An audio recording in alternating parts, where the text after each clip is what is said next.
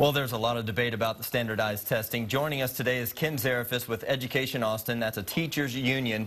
He is opposed to the high-stakes testing. We should mention that an advocate for the test was unavailable this morning, so we are exploring one side of the argument today. Thank you for joining us this morning. Thanks for having me.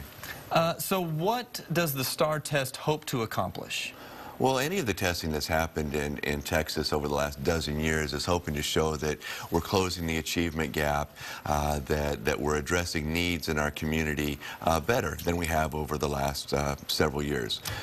Does there need to be an accountability system? You know, where does Texas sit, nationwide? Well, Texas has always been way ahead of the curve. I mean, this is where NCLB got started, was through Texas accountability. It was based on a false premise that we'd had a great deal of success in Houston with it. And the testing first started with a way of being diagnostic, to find out where the needs were. It wasn't set up as a high-stakes system.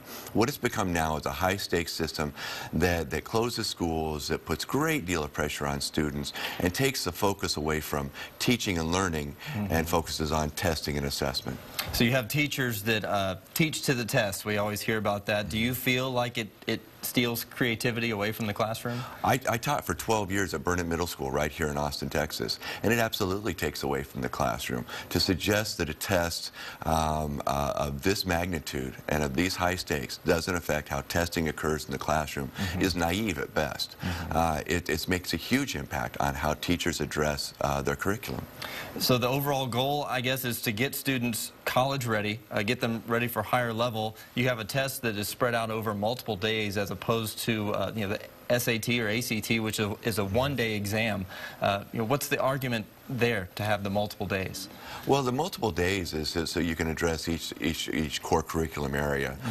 They close it down. They focus on it. I mean, in the past it was an untimed test. It's now become a timed test. But it's not just the administration of the STAAR test that becomes so insidious. What it is all the extra tests that prepare kids for the STAAR test. This is all done on school time, on public school time, when they should be learning, they should be investigating, they should be doing things that are creative, that truly is education, as opposed to just rote memory. Does it address the subject matter appropriately?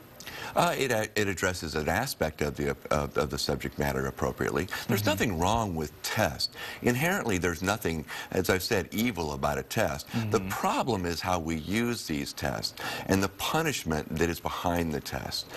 That's what's problematic. It certainly does address an avenue, something we need to address as far as how kids are doing, but it shouldn't be the only measure. It should be part of a large scope of measures. Right. Are you seeing parents and kids that maybe aren't the greatest test takers, but do well in the classroom?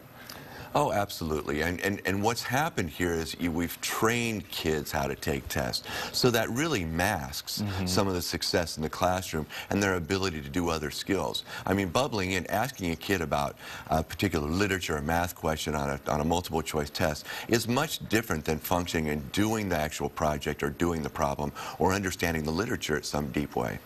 All right. Thank you, Ken. We hope to keep you around for our next hour. We'll talk about it more in depth.